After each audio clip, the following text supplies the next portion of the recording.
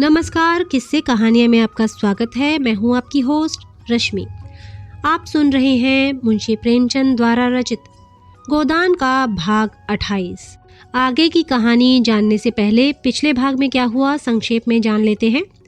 पिछले भाग में आपने सुना, नोहरी ने जो पैसे होरी को उसकी बेटी के ब्याह के लिए दिए थे, उसका ढिंडोरा वह पूरे गांव में पीटती है। वहीं होरी और धनिया भोला से कहते हैं कि वह नोहरी को छोड़ क्यों नहीं देता।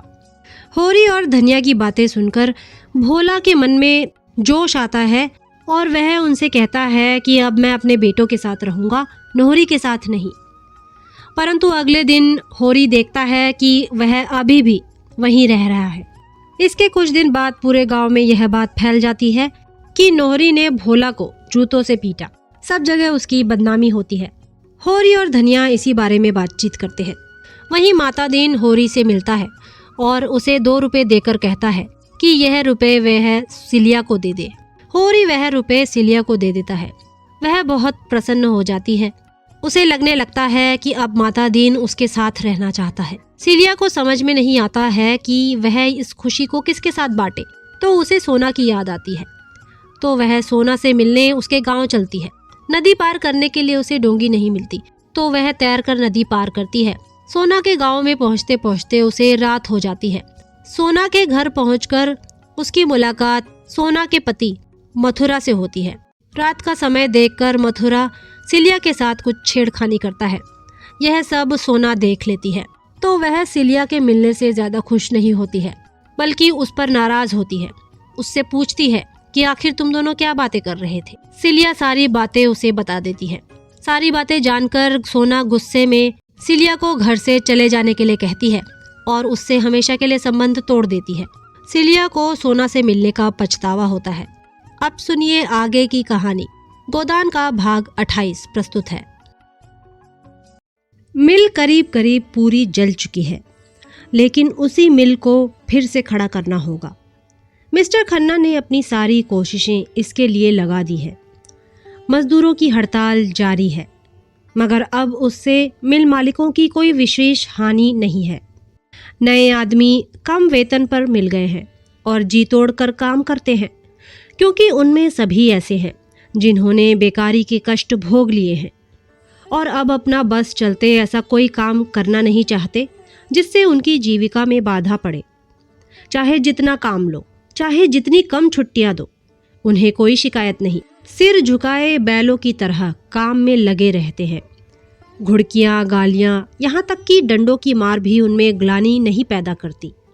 और अब पुराने मजदूरों के लिए इसके सिवा कोई मार्ग नहीं रह गया है कि वह इसी घटी हुई मजूरी पर काम करने आए और खन्ना साहब की खुशामद करें। पंडित ओमकार नाथ पर तो उन्हें अब रत्ती भर भी विश्वास नहीं है। उन्हें वे अकेले दुकेले पाएं तो शायद उनकी बुरी गत बनाएं, पर पंडित जी बहुत बचे हुए रहते हैं। चिराग जलने के बाद अपने कार्यालय से बाहर नहीं निकलते और अफसरों की खुशामद करने लगे हैं।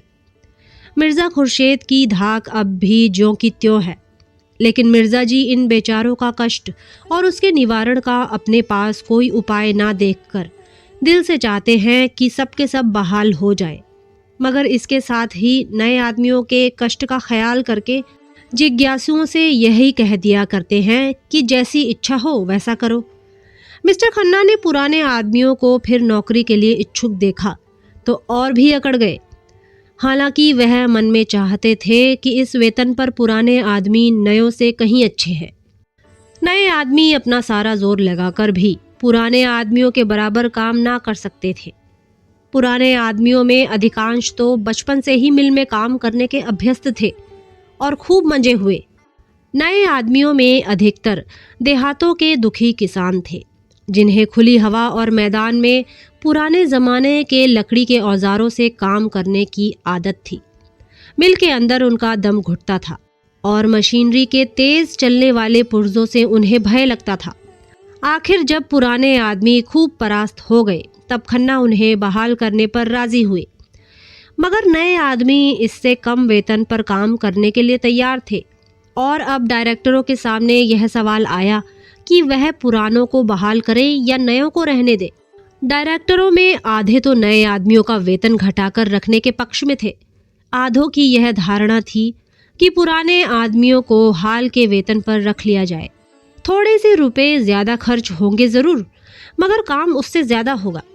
खन्ना मिल के प्राण थे, एक तरह से सर्वे सर्वा। डायरेक्टर तो उनके हाथ की कठपुतलियां थे। निश्चय खन्ना ही के हाथों में था और वह अपने मित्रों से नहीं, शत्रुओं से भी इस विषय में सलाह ले रहे थे। सबसे पहले तो उन्होंने गोविंदी की सलाह ली। जब से मालती की ओर से उन्हें निराशा हो गई थी और गोविंदी को मालूम हो गया था कि मेहता जैसा विद्वान और अनुभवी और ज्ञानी आदमी मेरा कितना सम्मान करता है और मुझसे किस प्रकार की साधना की आशा रखता है, तब से दंपत्ति में स्नेह फिर जाग उठा था। स्नेह मत कहो, मगर साहचर्य तो था ही। आपस में वह जलन और अशांति न थी। बीच की दीवार टूट गई थी। मालती के रंग ढंग की भी काया पलट होती जाती थी। मेहता का जीवन अब तक स्वाध्याय और चिंतन में गुजरा था और सब कुछ कर चुकने के बाद और आत्मवाद तथा अनात्मवाद की खूब छानबीन कर लेने पर वह इसी तत्व पर पहुंच जाते थे कि प्रवृत्ति और निवृत्ति दोनों के बीच में जो सेवा मार्ग है, चाहे उसे कर्मयोग ही कहो, वही जीवन को सार्थक कर सकता है, वही जीवन को ऊंचा और पवित्र बना सकता है। किसी सर्वज्ञ ईश्वर में उनका विश्वास न था, यद्यपि वह अपनी नास्तिकता को प्रकट न करते थे, इसलिए कि इस विषय में निश्चित रूप से कोई मत स्थिर करना वह अपने लिए असंभव समझते थे। पर यह धारणा उनके मन में दृढ़ हो गई थी कि प्राणियों के जन्म मरण, सुख दुख, पाप पुण्य में कोई ईश्वरीय विधान नहीं है। उनका ख्याल था कि मनुष्य ने अपने अहंकार में अपने को इतना महान बना लिया है कि उसके हर एक काम की प्रेरणा ईश्वर की ओर से होती है। इसी तरह टिड्डियां भी ईश्वर को उत्तरदायी ठहराती होंगी, जो अपने मार्ग में समुद्र आ जाने पर अरबों की संख्या में नष्ट हो जाती हैं। मगर ईश्वर के यह विधान इतने अज्ञेय हैं कि मनुष्य की समझ में नहीं आते, तो उन्हें मानने से ही मनुष्य को क्या संतोष मिल सकता है। ईश्वर की कल्पना का एक ही उद्देश्य उनकी समझ में आता था, और वह था मानव जाति की एकता। एकात्मवाद या सर्वात्मवाद या अहिंसा तत्व को वह आध्यात्मिक दृष्टि से नहीं, भौतिक दृष्टि से ही देखते थे। यद्यपि इन तत्वों का इतिहास के किसी काल में भी आधिपत्य नहीं रहा, फिर भी मनुष्य जाति के सांस्कृतिक विकास में उनका स्थान बड़े महत्व का है। मानव समाज की एकता में मेहता का दृढ़ विश्वास था, मगर इस विश्वास के लिए उन्हें ईश्वर तत्व के मानने की जरूरत न मालूम होती थी। उनका मानव प्रेम इस आधार पर अवलंबित न था कि प्राणी मात्र में एक आत्मा का निवास है। द्वैत और अद्वैत का व्यापारिक महत्व के सिवा वह और कोई उपयोग ना समझते थे, और यह व्यापारिक महत्व उनके लिए मानव जाति को एक दूसरे के समीप लाना, आपस के भेदभाव को मिटाना और भ्रातृ भाव को दृढ़ करना ही था। यह एकता, यह अभिन्नता उनकी आत्मा में इस तरह जम गई थी कि उनके लिए किसी आध्यात्मिक आधार की सृष्टि उनकी दृष्टि में व्यर्थ थी, और एक बार इस तत्व को पाकर वह शांत न बैठ सकते थे। स्वार्थ से अलग अधिक से अधिक काम करना उनके लिए आवश्यक हो गया था। इसके बगैर उनका चित्त शांत न हो सकता था। यश, लोभ या कर्तव्य पालन के भाव उनके मन में आते ही न थे। इनकी तुच्छता ही उन्हें इनसे बचाने के लिए काफी थी। सेवा ही अब उनका स्वार्थ होती जाती थी, और उनकी इस उदार वृत्ति का असर अज्ञात रूप से मालती पर भी पड़ता था। अब तक जितने मर्द उसे मिले, सभी ने उसकी विलास वृत्ति को ही उकसाया। उसकी त्याग वृत्ति दिन दिन क्षीण होती जाती थी, पर मेहता के संसर्ग में आकर उसकी त्याग भावना सजग हो उठी थी। सभी मनस्वी प्राणियों में यह भावना छिपी रहती है और प्रकाश पाकर चमक उठती है। आदमी अगर धन या नाम के पीछे पड़ा है, तो समझ लो कि अभी तक वह किसी परिष्कृत आत्मा के संपर्क में नहीं आया। मालती अब अक्सर गरीबों के घर बिना फीस लिए ही मरीजों को देखने चली जाती थी। मरीजों के साथ उसके व्यवहार में मृदुता आ गई थी। हाँ, अभी तक वह शौक सिंगार से अपना मन न हटा सकती थी। रंग और पाउडर का त्याग उसे अपने आंतरिक परिवर्तनों से भी कहीं ज्यादा कठिन जान पड़ता था। इधर कभी कभी दोनों देहातों की ओर चले जाते थे और किसानों के साथ 2-4 घंटे रहकर उनके झोपड़ों में रात काट कर और उन्हीं का सा भोजन करके अपने को धन्य समझते थे। एक दिन वे सेमरी पहुंच गए और घूमते घामते बेलारी जा निकले। होरी द्वार पर बैठा चिलम पी रहा था कि मालती और मेहता आकर खड़े हो गए। मेहता ने होरी को देखते ही पहचान लिया और बोला, यही तुम्हारा गांव है? याद है हम लोग राय साहब के यहाँ आए थे और तुम धनुष यज्ञ की लीला में माली बने थे। होरी की स्मृति जाग उठी, पहचाना और पटेश्वरी के घर की ओर कुर्सियां लाने चला। मेहता ने कहा, कुर्सियों का कोई काम नहीं, हम लोग इसी खाट पर बैठ जाते हैं। यहाँ कुर्सी पर बैठने नहीं, तुमसे कुछ सीखने आए हैं। दोनों खाट पर बैठे। होरी हतबुद्धि सा खड़ा था। इन लोगों की क्या खातिर करे? बड़े बड़े आदमी हैं, उनकी खातिर करने लायक उसके पास है ही क्या? आखिर उसने पूछा, पानी लाऊं? मेहता ने कहा, हाँ प्यास तो लगी है। कुछ मीठा भी लेता आऊं? लाओ अगर घर में हो। होरी घर में मीठा और पानी लेने गया। तब तक गांव के बालकों ने आकर इन दोनों आदमियों को घेर लिया और लगे नहीं रखने, मानो चिड़ियाघर के अनोखे जंतु आ गए हों। सिल्लो बच्चे को लिए किसी काम से चली जा रही थी। इन दोनों आदमियों को देखकर कुतूहलवश ठिठक गई। मालती ने आकर उसके बच्चे को गोद में ले लिया था और प्यार करती हुई बोली, कितने दिनों का है? सिल्लो को ठीक मालूम न था। एक दूसरी औरत ने बताया, कोई साल भर का होगा। क्यों री? सिल्लो ने समर्थन किया। मालती ने विनोद किया, प्यारा बच्चा है, इसे हमें दे दो।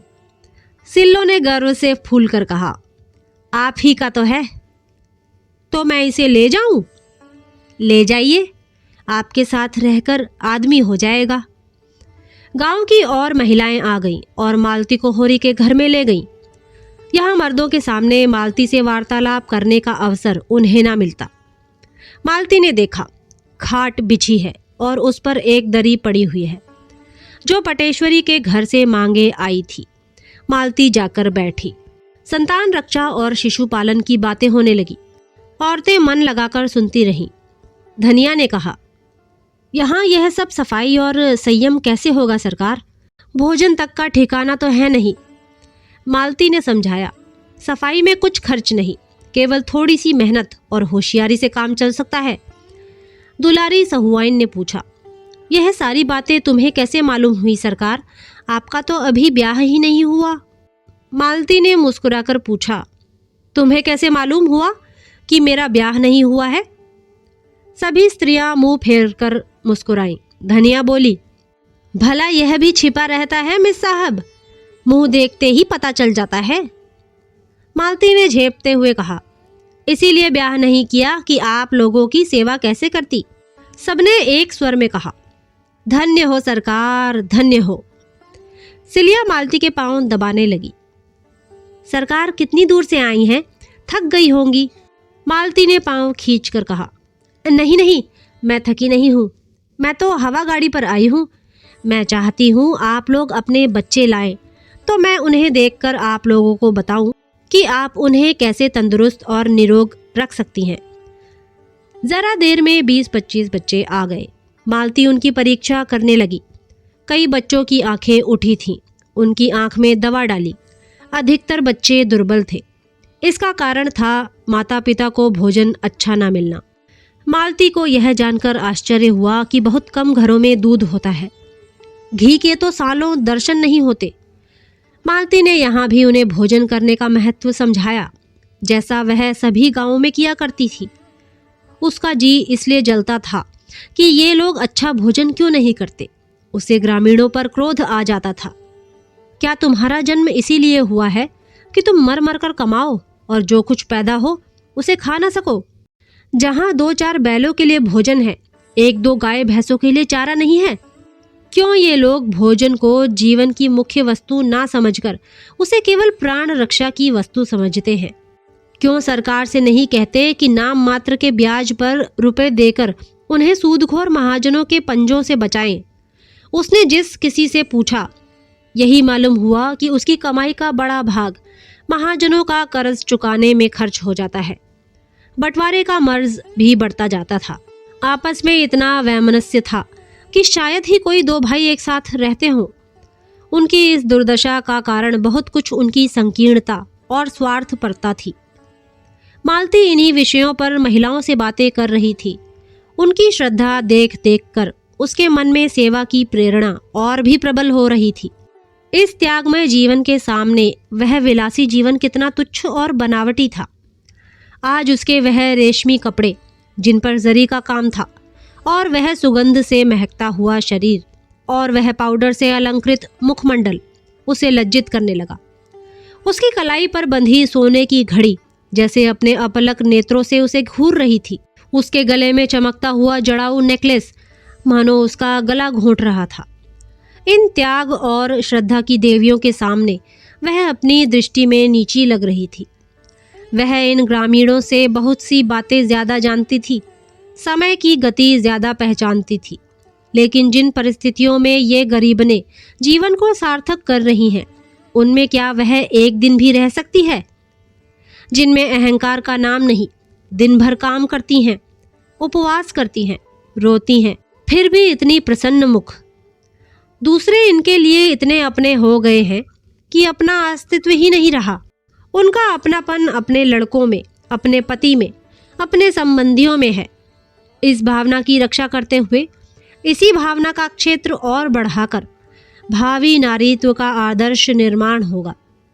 जागृत देवियों में इसकी जगह आत्मसेवन का जो भाव आ बैठा है, सब कुछ अपने लिए, अपने भोग विलास के लिए, उससे तो यह सुषुप्तावस्था ही अच्छी।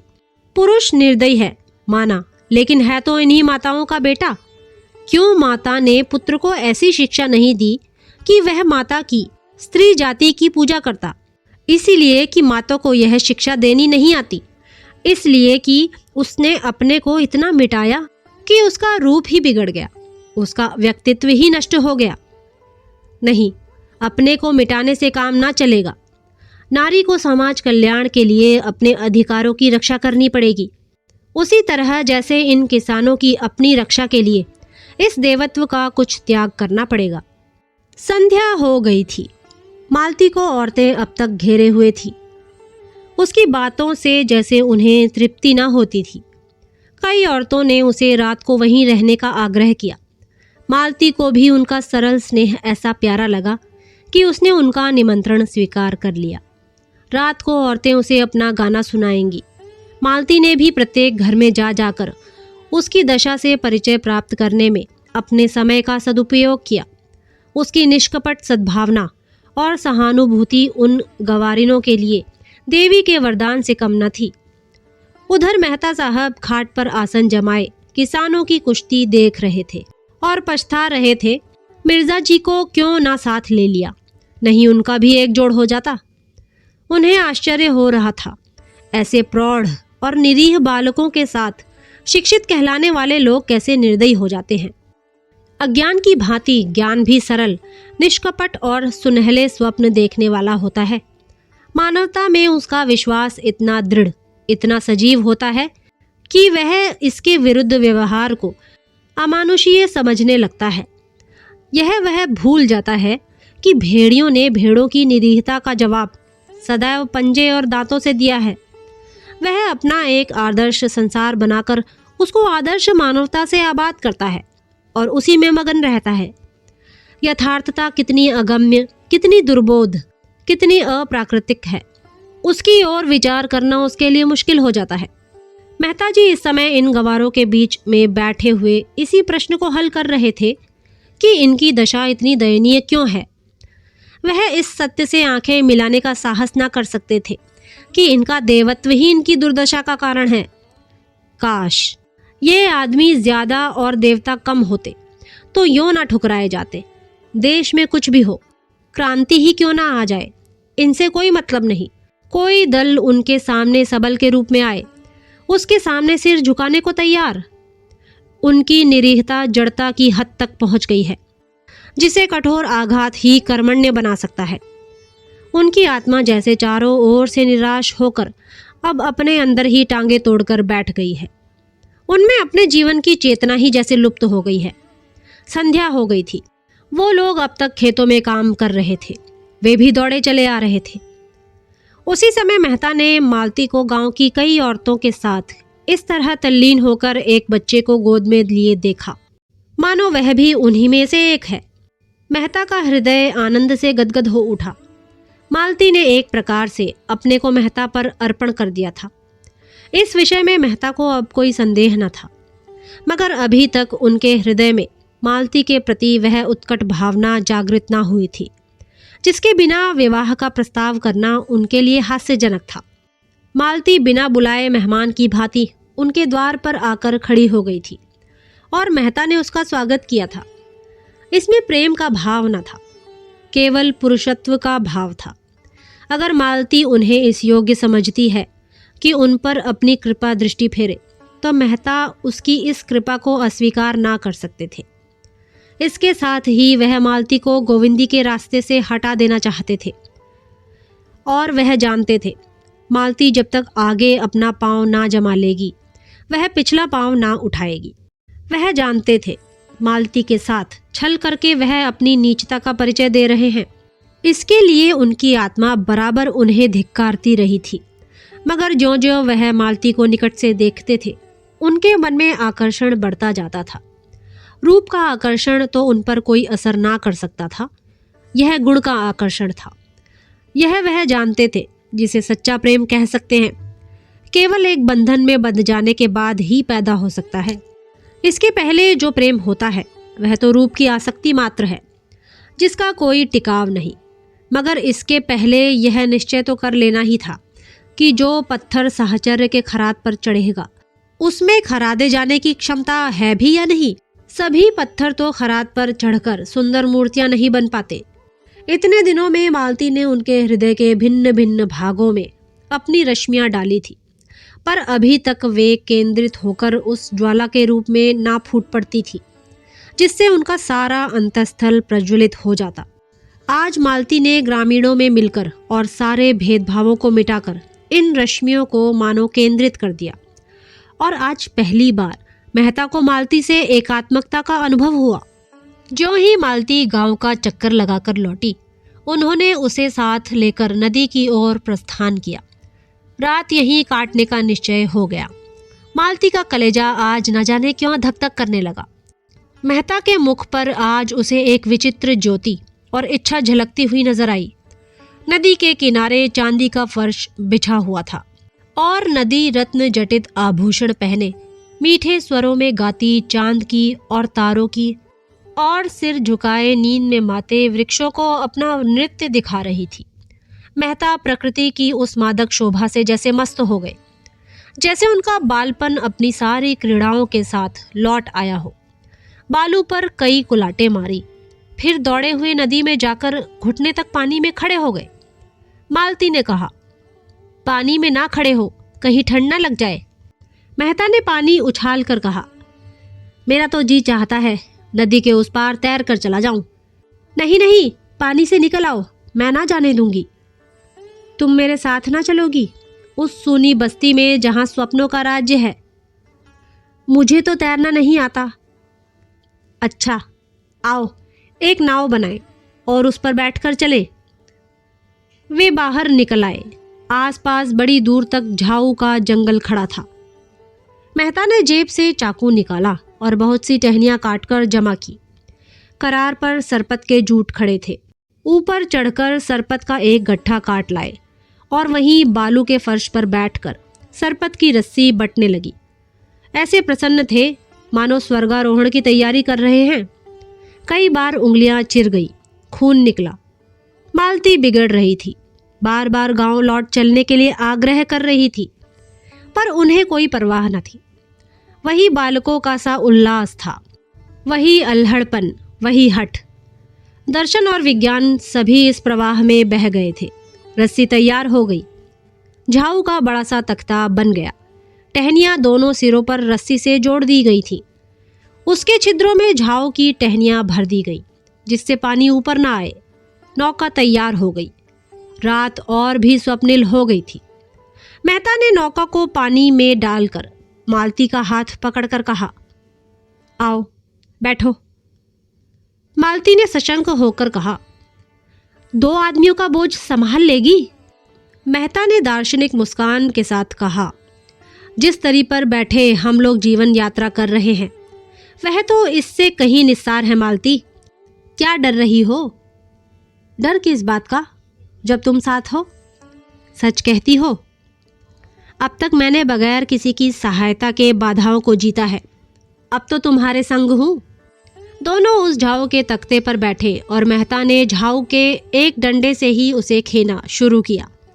तख्ता डगमगाता हुआ पानी में चला। मालती ने मन को इस तख्ते से हटाने के लिए पूछा, तुम तो हमेशा शहरों में रहे, गांव के जीवन का तुम्हें कैसे अभ्यास हो गया? मैं तो ऐसा तख्ता कभी ना बना सकती। मेहता ने उसे अनुरक्त नेत्रों से देखकर कहा, शायद यह मेरे पिछले जन्म का संस्कार है। प्रकृति से स्पर्श होते ही जैसे मुझ में नया जीवन सा आ जाता है, नस नस में स्फूर्ति छा जाती है। एक एक पक्षी, एक एक पशु जैसे मुझे आनंद का निमंत्रण देता हुआ जान पड़ता है, मानो भूले हुए सुखों की याद दिला रहा हो। यह आनंद मुझे और कहीं नहीं मिलता मालती, संगीत के रुलाने वाले स्वरों में भी नहीं, दर्शन की ऊंची उड़ानों में भी नहीं। जैसे अपने आप को पा जाता हूँ, जैसे पक्षी अपने घोंसले में आ जाए। तख्ता डगमगाता, कभी तिरछा, कभी सीधा, कभी चक्कर खाता हुआ चला जा रहा था। सहसा मालती ने कातर कंठ से पूछा, और मैं तुम्हारे जीवन में कभी नहीं आती? मेहता ने उसका हाथ पकड़कर कहा, आती हो, बार बार आती हो, सुगंध के एक झोंके की तरह, कल्पना की एक छाया की तरह, और फिर अदृश्य हो जाती हो। दौड़ता हूं कि तुम्हें करपाश में बांध लूं, पर हाथ खुले रह जाते हैं और तुम गायब हो जाती हो। मालती ने उन्माद की दशा में कहा, लेकिन तुमने इसका कारण भी सोचा, समझना चाहा? हाँ मालती, बहुत सोचा, बार बार सोचा। तो क्या मालूम हुआ? यही कि मैं जिस आधार पर जीवन का भवन खड़ा करना चाहता हूं वह अस्थिर है। यह कोई विशाल भवन नहीं है, केवल एक छोटी सी शांत कुटिया है, लेकिन उसके लिए भी तो कोई स्थिर आधार चाहिए। मालती ने अपना हाथ छुड़ाकर जैसे मान करते हुए कहा, यह झूठा आक्षेप है। तुमने सदैव मुझे परीक्षा की आंखों से देखा, कभी प्रेम की आंखों से नहीं। क्या तुम इतना भी नहीं जानते कि नारी परीक्षा नहीं चाहती, प्रेम चाहती है? परीक्षा गुणों को अवगुण, सुंदर को असुंदर बनाने वाली चीज है। प्रेम अवगुणों को गुण बनाता है, असुंदर को सुंदर। मैंने तुमसे प्रेम किया, मैं कल्पना ही नहीं कर सकती कि तुम में कोई बुराई भी है, मगर तुमने मेरी परीक्षा की और तुम मुझे अस्थिर, चंचल और जाने क्या क्या समझकर मुझसे हमेशा दूर भागते रहे। नहीं, मैं जो कुछ कहना चाहती हूँ वह मुझे कह लेने दो। मैं क्यों अस्थिर और चंचल हूँ? इसलिए कि मुझे वह प्रेम नहीं मिला जो मुझे स्थिर और अचंचल बनाता। अगर तुमने मेरे सामने उसी तरह आत्मसमर्पण किया होता जैसे मैंने तुम्हारे सामने किया है, तो तुम आज मुझ पर यह आक्षेप ना रखते। मेहता ने मालती के मान का आनंद उठाते हुए कहा, तुमने मेरी परीक्षा कभी नहीं की? सच कहती हो? कभी नहीं। तो तुमने गलती की। मैं इसकी परवाह नहीं करती। भावुकता में ना आओ मालती। प्रेम देने के लिए पहले हम सब परीक्षा करते हैं, और तुमने की, चाहे अप्रत्यक्ष रूप से ही की हो। मैं आज तुमसे स्पष्ट कहता हूं कि पहले मैंने तुम्हें उसी तरह देखा जैसे रोज ही हजारों देवियों को देखा करता हूं, केवल विनोद के भाव से। अगर मैं गलती नहीं करता तो तुमने भी मुझे मनोरंजन के लिए एक नया खिलौना समझा। मालती ने टोका, गलत कहते हो। मैंने कभी तुम्हें इस नज़र से नहीं देखा। मैंने पहले ही दिन तुम्हें अपना देव बनाकर अपने हृदय। मेहता बात काट कर बोले, फिर वही भावुकता। मुझे ऐसे महत्व के विषय में भावुकता पसंद नहीं। अगर तुमने पहले ही दिन से मुझे इस कृपा के योग्य समझा तो इसका यही कारण हो सकता है कि मैं रूप भरने में तुमसे ज्यादा कुशल हूँ। वरना जहाँ तक मैंने नारियों का स्वभाव देखा है वह प्रेम के विषय में काफ़ी छानबीन करती हैं। पहले भी तो स्वयंवर से पुरुषों की परीक्षा होती थी। वह मनोवृत्ति अब भी मौजूद है, चाहे उसका रूप कुछ बदल गया हो। मैंने तब से बराबर यही कोशिश की है कि अपने को संपूर्ण रूप से तुम्हारे सामने रख दूं और उसके साथ ही तुम्हारी आत्मा तक भी पहुंच जाऊं। और मैं ज्यों ज्यों तुम्हारे अंतःस्थल की गहराई में उतरा हूं, मुझे रत्न ही मिले ही हैं। मैं विनोद के लिए आया और आज उपासक बना हुआ हूं। तुमने मेरे भीतर क्या पाया यह मुझे मालूम नहीं। नदी का दूसरा किनारा आ गया। दोनों उतरकर उसी बालू के फर्श पर जा बैठे और मेहता फिर उसी प्रवाह में बोले, और आज मैं यहाँ वही पूछने के लिए तुम्हें लाया हूं। मालती ने कांपते हुए स्वर में कहा, क्या अभी तुम्हें मुझसे यह पूछने की जरूरत बाकी है? हाँ, इसलिए कि मैं आज तुम्हें अपना वह रूप दिखाऊंगा जो शायद अभी तक तुमने नहीं देखा और जिसे मैंने भी छिपाया है। अच्छा मान लो मैं तुमसे विवाह करके कल तुमसे बेवफाई करूं तो तुम मुझे क्या सजा दोगी? मालती ने उसकी ओर चकित होकर देखा। इसका आशय उसकी समझ में ना आया। ऐसा प्रश्न क्यों करते हो? मेरे लिए यह बड़े महत्व की बात है। मैं इसकी संभावना नहीं समझती। संसार में कुछ भी असंभव नहीं है। बड़े से बड़ा महात्मा भी एक क्षण में पतित हो सकता है। मैं उसका कारण खोजूंगी और उसे दूर करूंगी।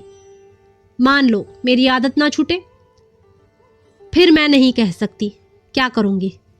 शायद विष खाकर सो रहूं। लेकिन यदि तुम मुझसे यह प्रश्न करो तो मैं उसका दूसरा जवाब दूंगा। मालती ने सशंक होकर पूछा। बतलाओ। मेहता ने दृढ़ता के साथ कहा। मैं पहले तुम्हारा प्राणांत कर दूंगा, फिर अपना। मालती ने जोर से कहकहा मारा और सिर से पांव तक सिहर उठी। उसकी हंसी केवल उसके सिहरन को छिपाने का आवरण थी। मेहता ने पूछा, तुम हंसी क्यों? इसलिए कि तुम ऐसे हिंसावादी नहीं जान पड़ते। नहीं मालती, इसी विषय में मैं पूरा पशु हूं और उस पर लज्जित होने का कोई कारण नहीं देखता।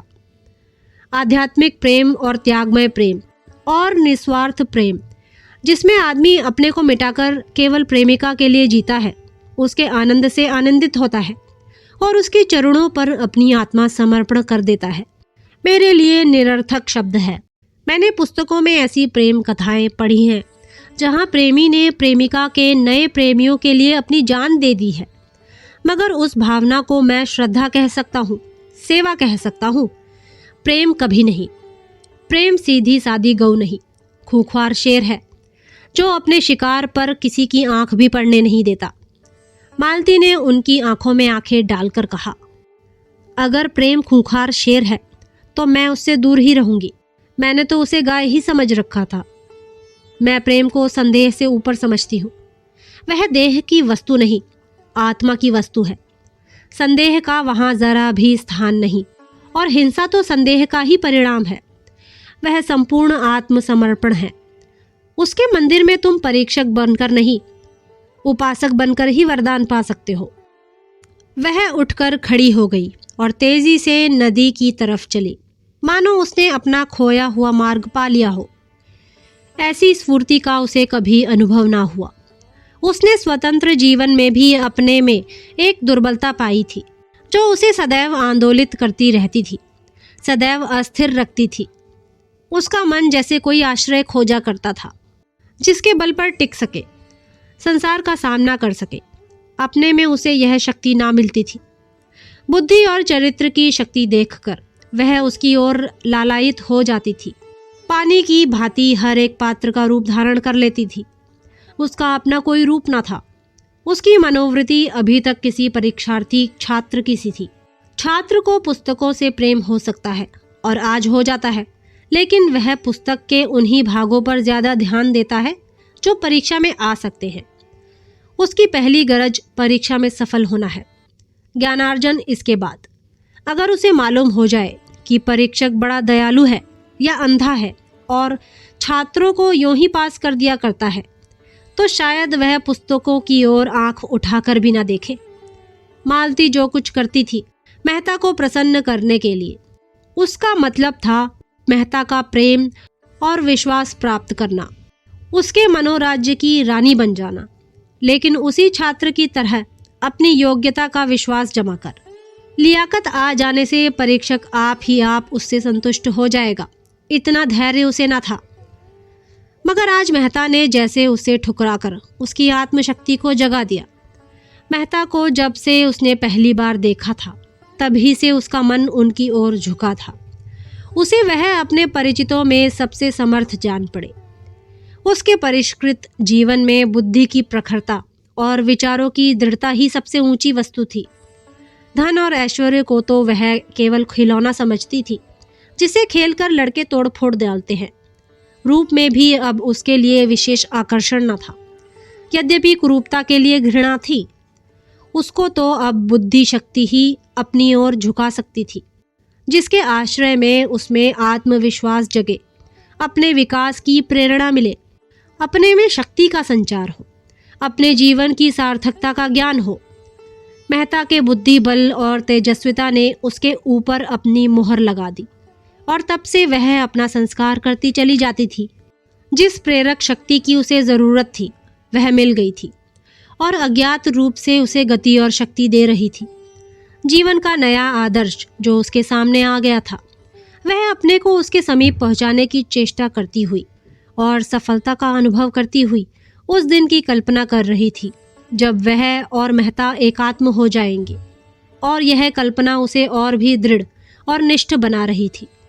मगर आज जब मेहता ने उसकी आशाओं को द्वार तक लाकर प्रेम का वह आदर्श उसके सामने रखा, जिसमें प्रेम को आत्मा और समर्पण के क्षेत्र से गिराकर भौतिक धरातल तक पहुंचा दिया गया हो, जहां संदेह और ईर्ष्या और भोग का राज है, तब उसकी परिष्कृत बुद्धि आहत हो उठी और मेहता से जो उसे श्रद्धा थी उसे एक धक्का सा लगा, मानो कोई शिष्य अपने गुरु को कोई नीचा कर्म करते देख ले।